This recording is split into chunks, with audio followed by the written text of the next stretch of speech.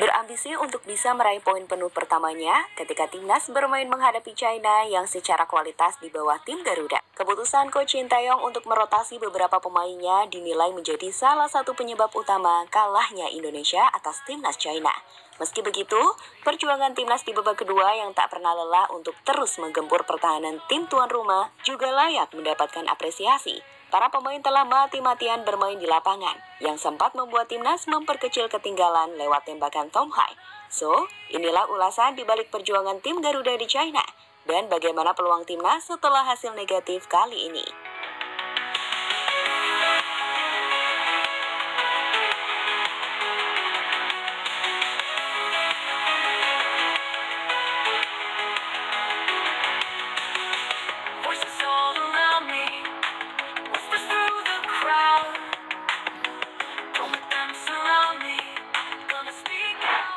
Setelah terbang tinggi dengan ekspektasi besar untuk bisa mengalahkan China, laga di Qingdao semalam kami pikir membuat tim Garuda harus kembali membumi.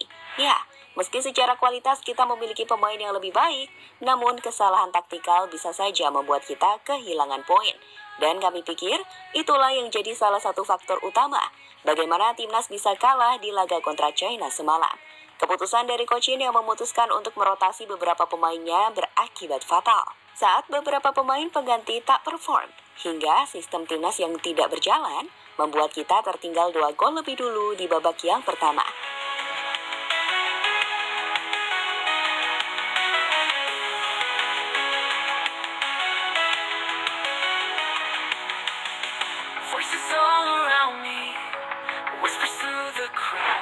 Jadi, jika dibandingkan starting line up timnas di laga terakhir kontra Bahrain, di laga kontra China, Coach Shin tercatat mengganti sekitar 4 pemain utama mereka.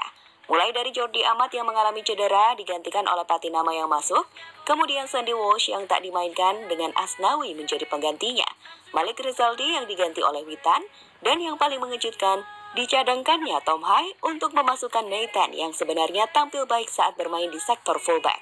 Perubahan-perubahan itu tak hanya membuat sistem permainan timnas di laga kontra China berantakan, para pemain pengganti juga tak perform di penampilan terbaiknya. Dan hal itu harus dibayar mahal ketika China mampu mencetak 2 gol di babak yang pertama, memanfaatkan kesalahan kita dan juga counter attack mereka. Barulah di babak kedua, STY kembali memainkan pemain utamanya, mulai dari Tom Hai dan Rizky Ridho yang terbukti membuat kita jauh lebih baik. Sebelum akhirnya masuknya Arhan ikut serta berperan krusial dalam membantu lini serang tim Garuda menciptakan gol lewat Tom Hai.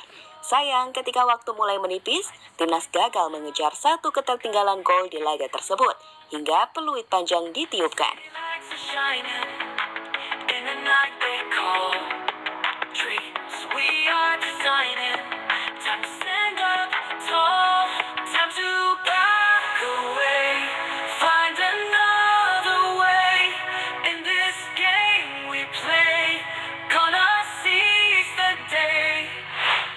Menariknya, meski di laga itu kita pada akhirnya kalah dengan skor 2-1, namun secara permainan sebenarnya kita unggul jauh dari timnas China, terkhusus di babak kedua, setelah pemain utama timnas seperti Tom Hai dan Rizky Ridho membalikan sistem permainan dari skuad Garuda. Sekarang lihatlah statistik di laga tersebut teman-teman. Berdasarkan penguasaan permainan, timnas bahkan jauh lebih unggul dengan 76% ball possession, dengan total 14 shot dilepaskan para pemain tim Garuda, berbanding hanya 6 dari timnas China. Meskipun soal on target, kedua tim sama-sama memiliki 5 on target. Soal passing, timnas China hanya membuat 101 operan, dan gilanya, mereka sebenarnya juga hanya punya 52% passing akurat, berbanding 84% umpan akurat dari timnas Indonesia. Artinya, kita ini benar-benar unggul atas China, teman-teman. Tapi ya seperti yang telah sama-sama kita lihat, kesalahan di babak pertama harus dibayar mahal oleh timnas Indonesia, ketika sistem kita belum berkembang dengan rotasi pemain yang dilakukan oleh Coach Shin Tae-yong.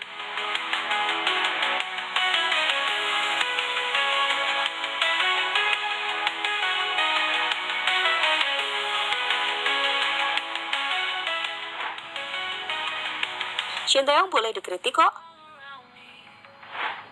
Kita tak ingin menghujat siapapun. Kita juga selalu respect dengan keputusan Coach Shin. Tapi di laga ini kami telah menetapkan starting line up-nya di babak yang pertama. Perubahan 4 pemain dalam starting winning team bukanlah perubahan yang sedikit teman-teman.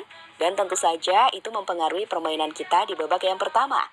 Selain itu, posisi Kapten Jay Izzas juga diganti oleh Asnawi, yang sayangnya hari ini juga bukan harinya Asnawi. Ia bermain cukup panjang hingga 80 menit, tapi Asnawi tak perform sama sekali. Jelas ini adalah kesalahan fatal yang harus dibayar mahal oleh Coach Shin. Di mana di sisi lain, banyak netizen juga setuju jika hari ini bukan harinya Coach Shin dalam meramu skuad timnas. Evaluasi kekalahan timnas Indonesia, Coach Shin Tae-yong belum punya starter pakem. Asnawi, Shine terlalu banyak blunder di match ini. Terbukti Rizky Ridho dan Tom Hai harusnya starter. Calvin Verdong masterclass, duet lini tengah Ivar dan Tom masih terbaik. Gue rasa semua orang setuju ini line up timnas paling flop tahun ini.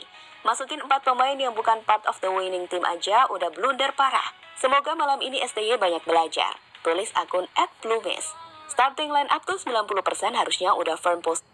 Mainin, Witan ini oke buat U23, tapi buat senior jelek. Tuh, hari ini lihat line up aja udah tahu hasilnya gimana. Coret Eliano aja udah salah. Terlalu banyak eksperimen kata gue mah. Tulis akun @anindia372325. Starting line up coba-coba boleh dipakai kalau pertandingan persahabatan atau lawan tim di bawah kita. Ini China, peringkat 100 besar, dan mereka kalah juga dari negara-negara di atasnya, bukan tim ASEAN. Ini kita lagi nyari poin penuh. Harusnya turunin yang Tom Hai dari awal. Asnawi kunciin di toilet. Tulis akun @simpo.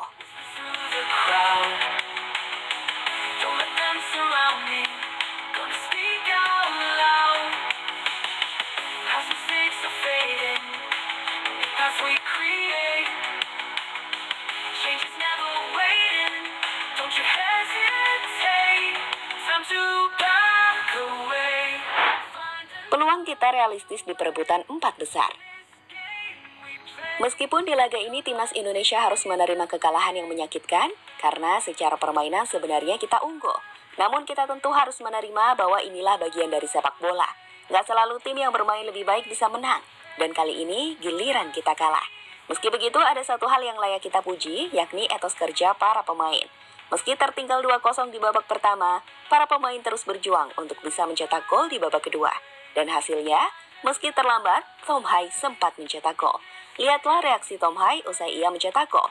Ia mengajak para pemain berlari kembali ke tengah lapangan tanpa berselebrasi. Untuk selanjutnya terus menekan tim China yang sayangnya gagal untuk menemukan gol kedua timnas. Ini adalah perjuangan tiada henti dari pasukan Garuda hingga menit 99. Meski di sisi lain, kalah ya tetap kalah bukan? Kita nggak bisa menahan poin yang kita miliki. Di mana sebaliknya, China mampu mendapatkan 3 poin untuk menyamai poin kita. Meski begitu, kita masih di atas China unggul produktivitas gol. Dengan hasil ini, timnas akan menutup putaran pertama di grup C dengan laga kontra Jepang di GBK bulan November nanti. Tentu ini bukan hal yang mudah dan cenderung sangat sulit.